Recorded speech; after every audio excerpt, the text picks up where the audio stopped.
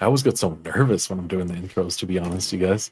So we're Doing a talking great about a job, few by the way. things. No, well, one thing. We're going to talk about scammers and AI voice impersonation and how it all works together to kind of level up this new or old attack type on today's not so critical update. John, that wasn't terrible. Thanks. I mean, I'm actually terrified right now, like still shaking. So Good job. it's not good. I don't even remember what happened. I blacked out.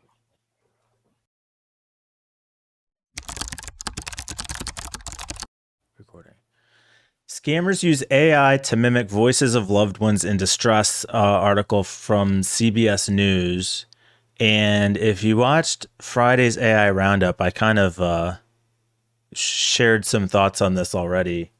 But it's, and when we were looking at this, I almost thought we talked about this before. Basically, what's happening is the story that I read before is a woman receives a phone call that sounds like her daughter saying, "Help, I've been kidnapped." But it's just an AI generated deep fake, I guess you'd say, trying to draw her in. Yeah. Just a side note about this article or news video clip. I think there is an article as well. I watched the video clip and it reminded me that news is quite cool. Like people talking about news is kind of good. Like old school television news. I've been watching so much YouTube, as I've mentioned a million times lately, that I've sort of forgotten what the news is like. I'm getting all my stuff secondhand from fucking Twitter and YouTube. But I feel like I get a lot of news. Like a lot of the updates that I see are clips from news channels. Right. So you see them secondhand, right? It's commentaries or clips or like TikTok. Yeah, because you're a TikTok addict. That's it. No, right? no, I'm saying like the actual official state TV station will have clips of individual segments. So I don't have to watch their whole stupid show or their commercials. Okay. I can just see that specific segment on YouTube. My wife showed me this guy on TikTok who does news. He does like short form news, rapid fire. He covers a bunch of articles, and he was interviewed by like CNBC or something, and the topic was why all the young people only get their news from social media. And like he was being super nice and the interview went super well, but then he watched the segment and it was just them shitting on him and TikTok and like everything. Like it was really funny. So then he shat on them and they're like fairly big TikTok account, which had like 2 million followers because he has like 10 million or something. And it's just a drama, some really funny drama. The entrenched media is just terrible about trying to defend their own shitty existence. Oh yeah, they don't get it. So Peter, anyway, what's my point about this was that there was a good bit in the clip itself, which I thought was kind of like a good bit of extra meat to this article. They actually got the reporter to go to the police, who then called up his mum. And while they were talking to his mum, they got him to they got an AI to mimic his own voice to say something like, "Hi, mum, it's me. I'm about to do an interview. Please send me your driver's license real quick." And his mum fell for it. Yeah, like thought it was actually him. So it was quite a powerful demonstration of what the level that AI is at. And it finished with a note from the guy in the police who was saying that we're not far off being able to kind of like convert voices in real time. So you can actually have a conversation with someone and it will instantly translate what you're saying into a voice of someone else. And it was a scary thought because this is like sorry, if anybody's not familiar with the story here, what's happening is that scammers are training an AI to sound like someone else, like a kid or a loved one, to call up and say, I've been kidnapped. You've got to send some money to such and such a place. Help, please, mom. And then a guy will come on the thing and say, right, we're going to hurt her if you don't send money to this account. And the natural reaction of a parent is just to go, oh shit, if they hear a voice and they know it's their kid, of course. This is an old scam. This has been running for a long time, where you will get someone's details, right? So You'll have a target as the virtual robbers or kidnappers. You'll have a target. You know that they're kind of well off, maybe upper middle class, low high class, and you will call them because your kid posted a picture of them traveling in Colombia. And you will call the parents because all of this information in America is not protected by privacy laws.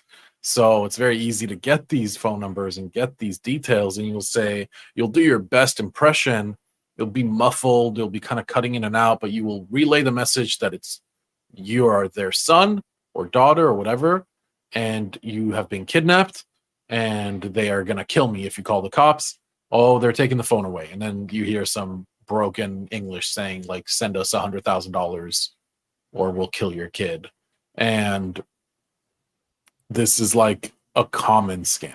And sometimes the parents will just call the kid from a different phone and be like, hey, are you okay? And the kid's going to be like, yeah, I mean, obviously. It also doesn't have to be quite that dark. It could just be, hey, I need a couple $100 for a cab or something.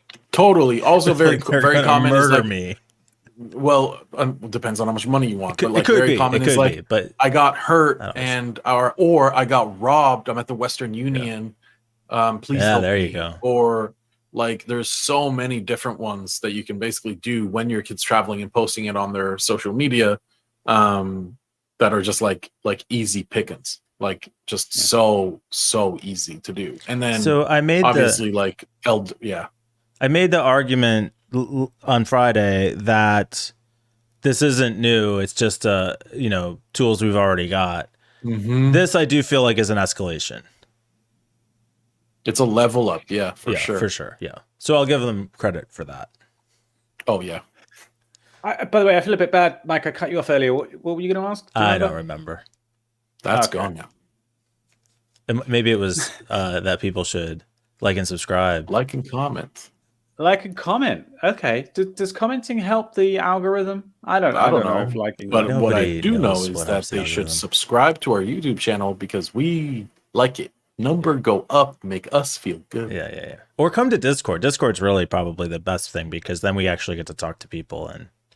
Yeah, but we're not closer to monetizing the channel. True. We don't get to be rich by it. Yeah, because we're gonna as soon as we hit 1,000. I don't know if you guys know this, our dear viewers, but as soon as you hit 1,000 subscribers on YouTube, you become rich now. So help us get there. I hope that's true. I'm not sure it is, but yeah, very scary. And I mean, you've probably seen this social engineering experiment where it's a woman who's actually anyone with a woman's voice is a really good candidate for social engineering attacks because you never expect it because all people on earth are actually sexist. We never expect the attacker to be a woman. So it's this woman, she's sitting with a reporter and she's going to show him how social engineering attacks occur by calling up his cell phone provider. Jen from CISA, yeah, and she puts on on her laptop. She puts on some baby crying sounds from YouTube, and she's talking to this representative. She says, "My husband is not here. He needs to change his phone. It's an emergency. Oh my God, I'm so stressed. The baby, this, that. Oh, help us! No, I don't have that information." And she's stressed, right? She's portraying a stressed mother, wife, whatever. And the person on the phone isn't trained to handle this type of situation, so they break protocol and port over her phone number to an attacker, to herself. And anyone can do that now with Rachel this Toback. new technology. Oh, is that her name? Okay. She's done it a bunch of times with one particular CNN reporter, Donny O'Sullivan, and she's done it like multiple times. And she updates the techniques that she uses every time. Yeah, he lets her do it, but it's kind of fascinating to see her do it all the time. So this is now you do not need a woman anymore. All you need is a voice changer that is AI trained, and it sounds. Can I just say that this whole thing is? Sorry, John. I just wanted to say this whole thing is fucking scary as shit. I just the idea that somebody could, because you don't have, there's no way as an individual you can protect against this really. If you're other than Right. just like don't do anything in public online. But I don't think even that's going to solve you, help you that much. Like we're all susceptible, right? There's recording of our voices on the internet, hundreds from of this hours. show. Yeah. So Well, we got to delete the show. You tell your mom, if somebody calls you using my voice, It's not me. don't send money. what they suggested in the clip to have a family code word that you get to repeat. So it's kind of a good idea. Well, but that's then not a bad idea, but there are other verifications you can do, right? pull Like, back. well, in a perfect world, if I'm an attacker, in a perfect world, I've successfully ported over the victim's number. Yeah, I And, suppose. I mean, yeah. Uh, So, like, there's a lot of things that you can, but like, yeah, I feel like a code word's pretty good. I feel like there's probably other verifications you can do with your family, but a code word's very simple. I mean, anyone can remember, you know, like banana ice cream or something. Like Probably something once a year, my wife and I watch like a zombie movie or like some security like horror movie, whatever, and say like, "Hey, we should have a code word," and we come up with something, and then we forget the next day. So every year we go through this exercise. what's your code word this year? Sorry. Who knows? I don't know. Oh wow. Okay. That's what I'm saying. Every year we do it, and every year neither of us remember what it is past the day that we did it. So the way to successfully impersonate you, take note, future hackers of Mike's existence, when his wife says, "Oh, say the family code word, darling," is to reply with, "I don't fucking know," and then she'll know like, it's really you. It's you. Oh Who my remembers God. that? Exactly. Where am I sending this money to? All right, you got Oh, me. okay, sweetheart. Well, how much do you need? Like, clearly it's you if you don't remember. I've never been more sure of anything in my life. Yeah. Yeah. Last night was so special.